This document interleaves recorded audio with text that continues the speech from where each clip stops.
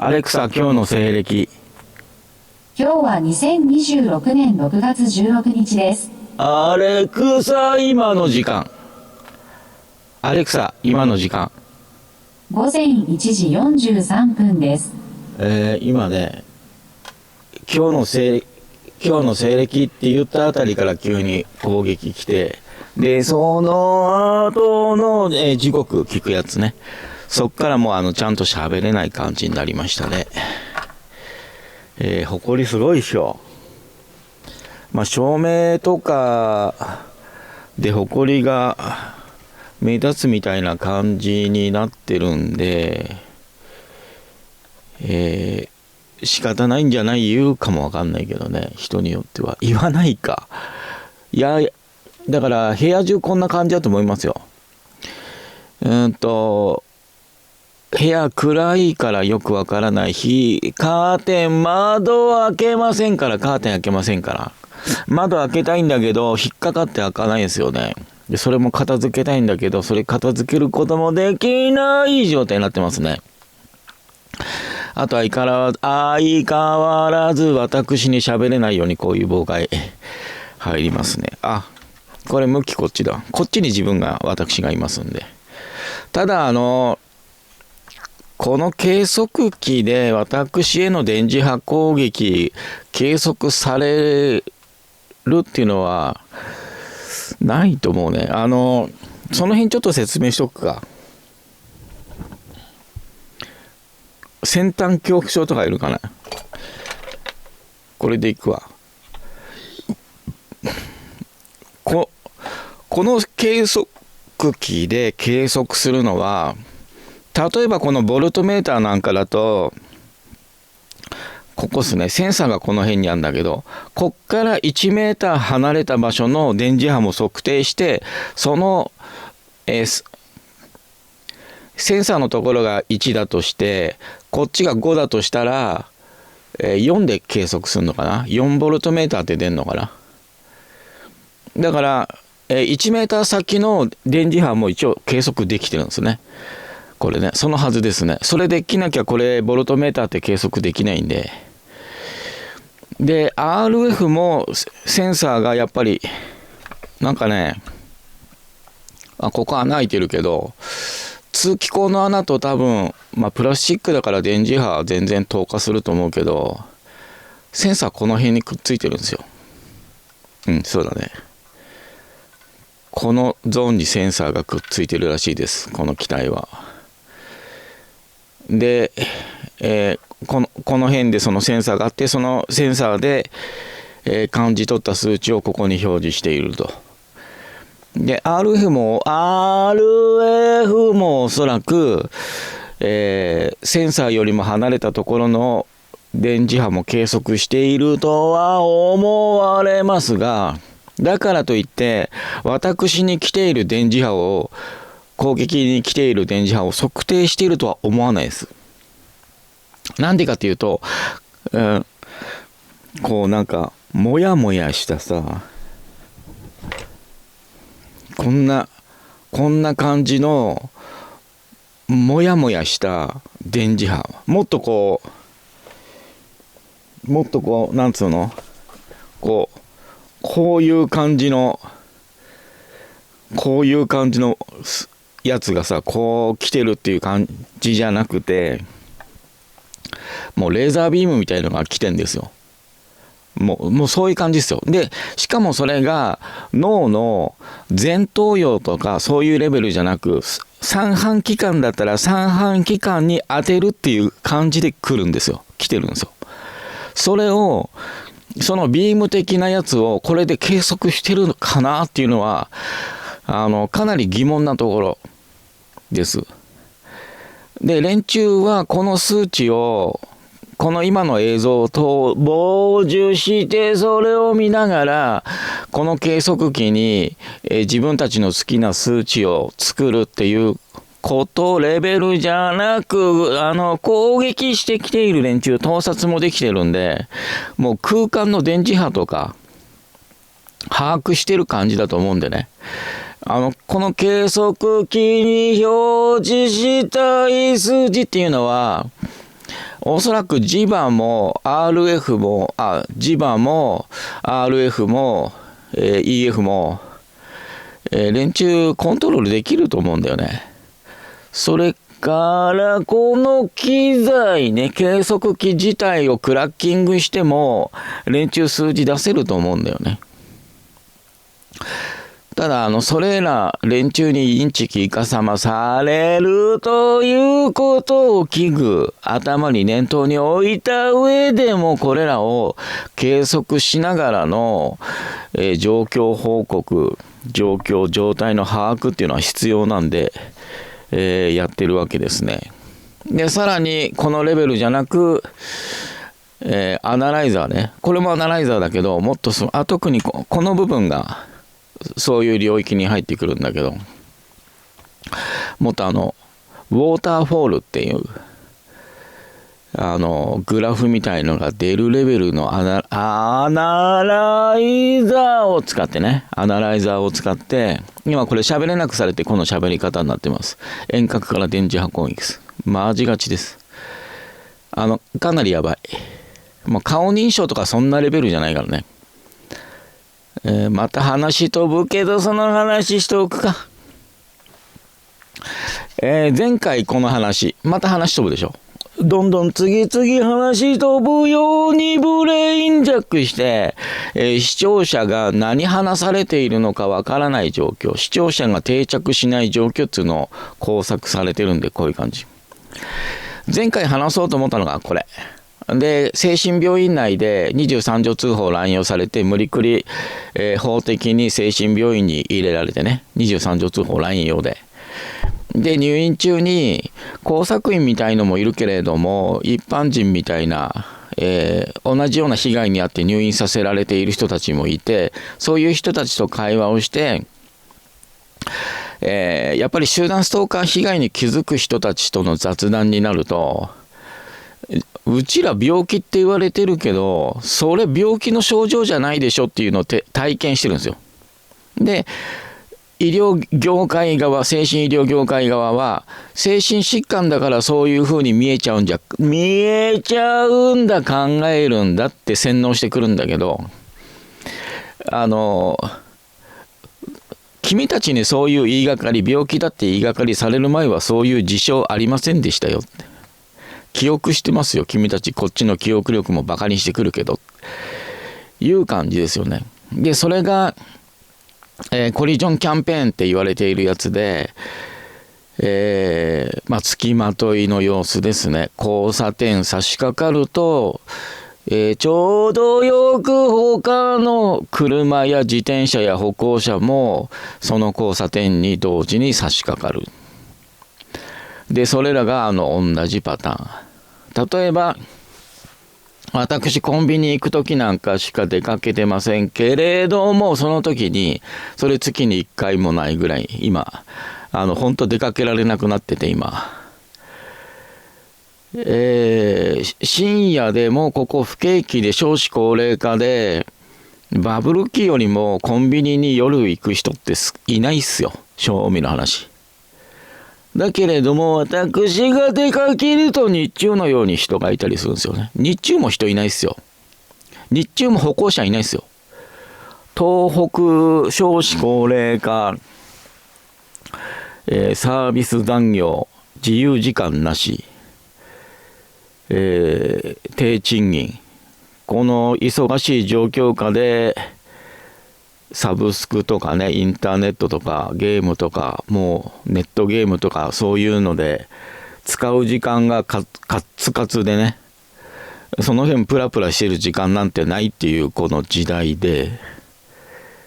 日中も夜も同じような交通量、同じような場面、交差点に差し掛かると車や自転車が、歩行者が来る。これはありえないんですよね、正味の話。で私バブル時期もこの地域にいました。当時はオートバイに乗ってましたね、少年時代、バブル期。その時と比べても今の方が深夜に人多いね。だからオートバイだ今歩行者ですからね。で人通りのない短い空間しか歩いてないんですよ。オートバイだと一気に行って帰ってこれるような距離ですからね。逆にオートバイだと速いから、オートバイって言ってもミニバイクの話ですけどね。速いから出かけてる時間が短いから人に会う。人に会うタイミングが少ないからそう感じるんじゃないか思われるかもわかんないけど。行動範囲が広いからね。そっちの方が。で、出かけてる時間も私の少年時代の方が長いっすよ。コンビニ行って帰ってくるだけ、人通りのない場所。それとオートバイですんげえ遠くまで夜ドライブじゃないけどなんていうのかな、夜風気持ちいいって、家にいるより外でオートバイ運転してる方が気持ちいいっつって、で行ったことのない道とかね、いろいろ少年時代一人で、当時だからウォークマンも持ってないからね、音楽も何にもなし、オートバイのエンジン音、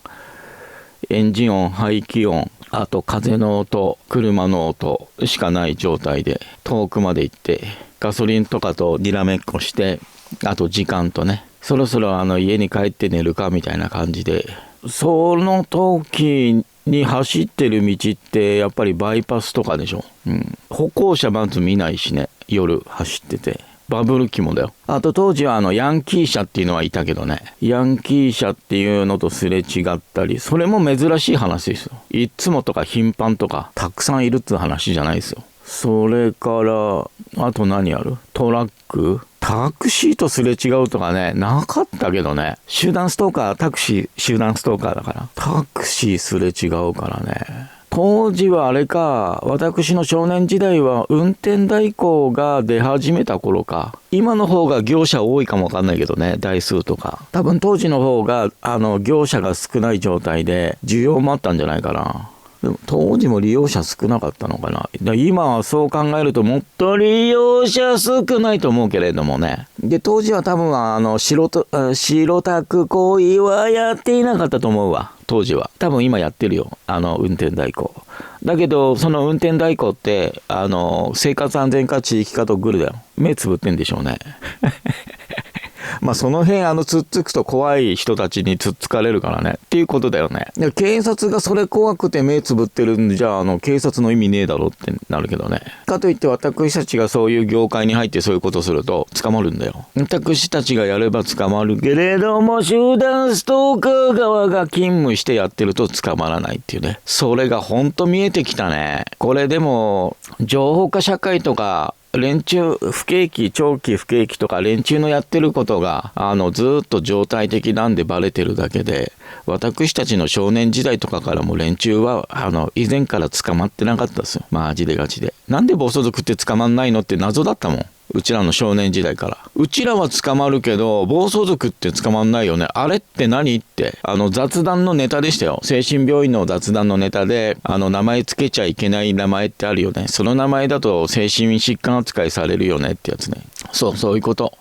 で、それの話前回やってたんで、本当は前々回にするつもりが別の話になってたんでっていうことですね。でこれ消して、でね今日昨日一日寝たきり、それも一応書いとくか、これに。でやっぱりこの紐つけとかないとこれなくなるんですよ。買った直後からそういう状態だったんで、今ちょっと書くか。カットする。なんだっけ、寝たきり。はい、今書いた。昨日寝たきり1日だから1本も動画アップロードできないですね。すげえよ。昨日もこの今午前1時58分だけど、昨日もねこの午前1時頃とか起きていたんですけれども、こりゃ昨日もこの寝たきりの状態ね、昨日の話だと、一昨日は2本動画上げれてるんだけど、それも寝たきりで2本しか上げれてない状態。で、昨日はその状態から起きて、で、この時間起きてて、じゃあもうあれだわ。今から作業するべ。で、ご飯食べたくないけれども、お腹いっぱいだけれども、こっから集中力が上がる感じに、上がる感じになる感じだから。寝たきりから起きた感じだから。だから集中力上がってる時に食わなきゃないタイミングが入らないように、入れられないように、集中力が上がってる時に飯食わなきゃいけないようなタイミングとか、そういう加害加えられないように、こういうふうに喋れなくするような攻撃とか、感情のコントロールとか、内臓に攻撃とかそういうので、集中力上がってる時間無駄に浪費するように、飯食うようにとか持っていかれるんですよ。それの防御で食ったんですよ。で、食ったら眠らされた。起きてられなかった。パソコンデスクに座って、机に座ってるわけじゃないですよ。なんかそういう風にや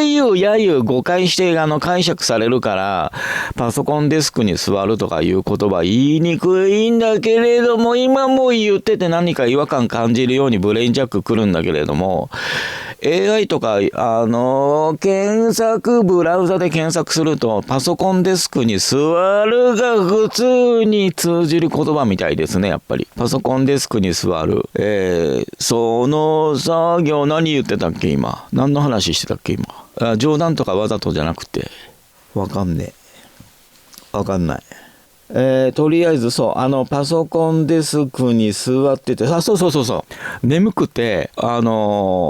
デスクに座っていられない状態だったの。何にもしてないのに。起きたばっかりなのに。で、食べたのは眠くなるために食ったんじゃないですよ。すんげえ寝た後だから。で、さらに妨害されてるの分かってる。寝たきりにしてきているの分かってるから、それらの経験から今食っといた方がいいなって食ったんですよ。で、寝ちゃって今度また起きた。そして、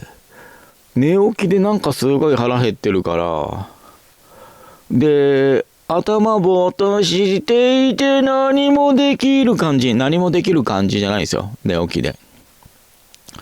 だから、とりあえず食いながら食って目覚まそうとしたら、食ってまた寝た。起きてられなくて、また起きてられなくて。で、次起きた時にはおやつが用意されてあって。空気はなかった。こりゃ太るわって。ダメだって思いながらも、それを手にして部屋に戻って、で、起きてられないから寝床で横になりながら YouTube 見てたら、なんか食いながら見た方がいいなみたいな、リラックス、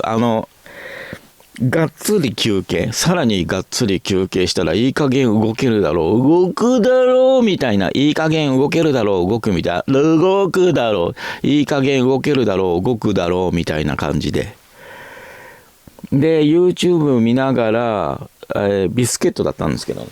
ね。まだ捨ててないか。もう捨てたか。ビスケットとかね、そういうの売ってんの、製品。買って食うより、お金がないんだったら、私お金ないからね。家庭内白揚げ金ないって言ってて、すげえ金あるからね。いつまでも。だから金のない人たち、お金のない人の食生活買い物じゃないから。お金のない人料理するからできるから。だからビスケットなんか自分で作ったらめちゃくちゃコスパいいですよ。ビスケットなんて自分で作ったらめちゃくちゃコスパ高いですよ。で、家庭内白揚げが作ったものって私食べないから、まずいから、嫌がらせだから。買ってくるものも嫌がらせだけど、家庭内白揚げが作ったものなんてもっと嫌がらせだからね。マジでガチで、悪口じゃなくてマジでガチの話で。で、だからといって、じゃあおやつ食いたいんだったら自分で作れっつって材料買って材料置いときゃいいじゃん、台所に。なめんじゃねえよ、甘えんじゃねえよっつって。おやつ食いたいんだったら自分で作れや。ビスケット食いたいんだったら自分で作れやでしょ。作らせないんですよ。料理させないんですよ。何にもできないようにしたいんです。精神医療業界、生活安全課地域課ぐるみで、マジでガチで。だから精神病院なんかで作業療法じゃなくて、デイケア。入院させた後にデイケアっていうのに通わせようとするんですよ。で、そのデイケアっていうので料理とか教えるとかいうのもあるんですけれども、私にはさせる気がない感じだったね。遠ざけようとしてたね。例えば包丁なんか使うかもしれなくて、で、私に包丁持たせるの危険みたいなね、感覚持ってんのがね、連中。わざとそういう風な扱いして、包丁を振り回すような風に持っていこうとするのが、連中の手口にマジガチで G マル誘導、犯罪誘導やってんの。マジガチで。だから、あそこって、プライバシー侵害とかね、そこに通っている人たち、利用者たちのプライバシーとか守るためとかいう体裁で、てめえたちの悪行を隠してんだよね。マジでガチで。だから、顔なしぼかしとか、ぼかし入れとか、個人情報を保護する案件関連で、彼らのやっていることとか日常とか手口とか、洗いざらい見えるように見せるような仕組みした方がいいっすよ。どうせ今監視カメラだらけの世の中なんだから。全然。で、食生活もカップラーメンとか食うような食生活。おやつにカップラーメンとか食うようにとか。で、それがないと暴れるみたいな様子、状況、洗脳。そういう強制収容所ですよ。ダメになるような、ダメな生活になるような。もう全然そういう状態ですよ。で、利用される状況を作ってるんで。私が言ったところはそういう感じですね。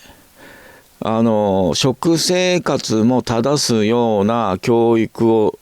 すべきなんだけれども、こういうところには来る人たちっていうのはすごい精神が弱いんで、おやつにカップラーメンでも食べさせないと精神が安定しないんで、こういうことやってるんですみたいな。君みたいな昭和の人間ね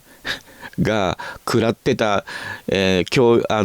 しい世の中はひどかったよねみたいなすり寄りしてくるレベルの感じで激烈に甘いっすよ。向精神薬とか通院利用させるためにめちゃくちゃ甘い。だけどその人たち嫌がらせされてなければそこ利用する必要ないんですよね。そもそももともと。もう監視管理社会の話になりますけどね。で、そういう感じで私はダメ人間に電磁波攻撃とかされながら、寝たきりにされながらデブにされてて、その手口がマジでガチでこれ。頑張りたい、妨害の手口も分かってる、把握しているんで、それを避けよう、避けようとして、お腹が減ってから食うんじゃなく、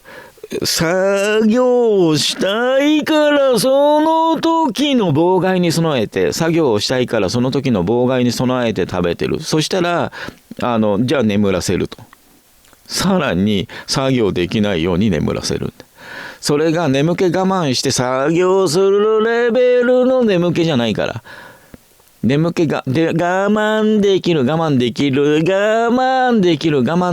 眠気のレベルじゃないから。今我慢できるって何回も言わせたんですよ、こいつら。我慢できる眠気のレベルじゃないですよ。医者が高速道路で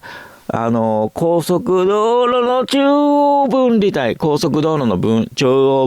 帯を飛び越えて反対車線から来た高速バス、観光バスだから高速バスにジャンプして突っ込んだでしょ。今までそんな事故なかったっつう事故で、周りにはその医者の書類が散乱していたらしいけど、で彼はどういう医者だったのかも報道されてない、分かんないですよね。そういう事故があるでしょ。医者って自分の眠気とか制御できたり、その精神力があったり、理解できてるんですよね。人間ってどのぐらい寝ないと無理だとか理解できてるんですよね。あと自分の仕事内容、行動範囲内容把握できてるんですよね。頭悪い人たちよりも医者、あらゆる面で医者って居眠り運転ってしないですよ。あとあれもあったね、池袋の歩道に突っ込んだのも医者。日本の医者ってマジガチ運転免許与えない方がいいぐらい運転下手ですよね。自己管理もできてなくって、もしくは何らかの理由があって高速道路、今まで素人の一般人、女性ドライバーとか高齢者ドライバーもやってないような事故を医者が犯すみたいな。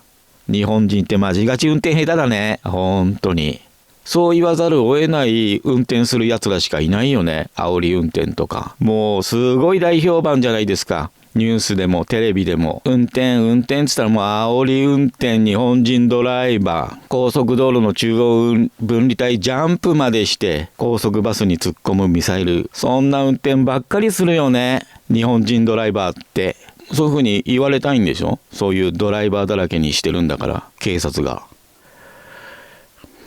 マジガチいらねえから、日本の警察ってもう外注した方がいいっすよ。CIA とか FBI に日本の治安守ってくださいって。そしたらバブル期みたいに景気も良くなってさ、治安も良くなるんじゃない？マジでガチで。だから何も任せられないんだって、日本人の人種って。そもそももともと奇襲攻撃を得意とするし、奇襲攻撃するためにニヤニヤニタニタヘラヘラしてごますって、急に突然手のひら返しすっから日本人って。そんな攻撃してないんだったら、過去にね、日本がね、でそういう攻撃で世界を大戦争に巻き込んだ前科がないんだったら、いまだに日本許してくれないとかいうセリフもありえても、こんなことやっちゃってんだから、たった50年60年いや100年200年経っても信用信頼できないから。国家の個人のレベル、一族のレベルならまだしも、それでもあいつら怪しいっつって疑われるレベル、疑われて当たり前、疑われて当たり前のレベルだけれどもねえ、国家のレベルだから、複数の一族、それから複数の組織仕組み、そういうので国家だからね。そのレベルで奇襲攻撃やったんだから、たった5、60年とか100年未満でまだ疑われてる、まだアメリカ日本を自由にしてくれない、そのセリフはないわ。それする時点で、こいつら反省する気ねえ連中だなになるよね。翼の塔がそういう感じだったねそれがまたこの集団ストーカー被害応援してくれてたっつうのがね、杉田隼人と翼の塔と、そんな感じですね。今また何言ってたのかわからなくなってきた。今何言ってたのかわからなくなってきた。もうこれ30分も喋ってるか。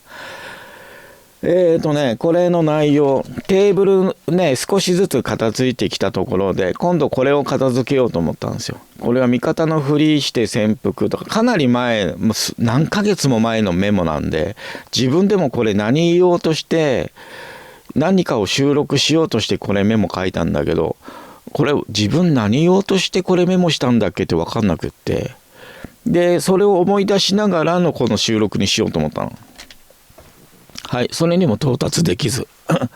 で、こういう自分がやりたいことをちゃんと連中にできないように妨害されている、連中にできないように、何もできないように妨害されている状況下で、発生している停滞したこととかを消化していかないと、私 Amazon のレビューに入んないから。いまだにもうお前クビになったんだろ。そうですね。ただ約束ではね、7月10日までノルマ達成すれば、こっちの言い分も向こうは本当に具合悪かったけど頑張ってくれたんだね、なるかもわかんないから。まだ最後のチャンス残ってるんですよ。だけど私妨害されて、寝たきりにされて、で起きて今までもこういうふうにためられた、妨害されてためられた、こういうやりたかったことね、ためた状態でレビューに戻ることしないんですよ。連中はレビューさせることによって言論弾圧もくろんでるのこっちの方で分かってたんで、私は言論弾圧よりも自分の言論の方が大事ですんで、ガチでマジで余裕でこっちやるわけですね。ただレビュアーはね失いたくないよ、マジでガチで面白いもん。自腹では買わないものいっぱい取り寄せて試せるからね、ただ口が悪いからね、私ねマジガチのこと言うからね、その辺でも出品者側はクビにしてなっていうのはあると思う。で多分出品者側と、レビュアー管理している Amazon の内部の人とグルだなって思うところあるからね。でその辺で警察がチラチラするね。だから私警察嫌いなんで、連中と関わりたくないんで、レビュアーするのに連中と絡むんであればいらねえやになるよね。当たり前の話だけどね、これ基本の言うまでもない話。いや自分はそんなことないよっていう人いるかもわかんないけど、そういう人は多分私とはコラボしない、できないね。その辺ガチマジだから私警察嫌いなの。ただそれポリスを嫌いとは別だからね。ポリスと警察私分別してるからね。お前何言ってんの言われるかもわかんないけど、わかんないですかっていう感じですね。とりあえず時間長くなっちゃったんでこの辺に一回終わります。以上です。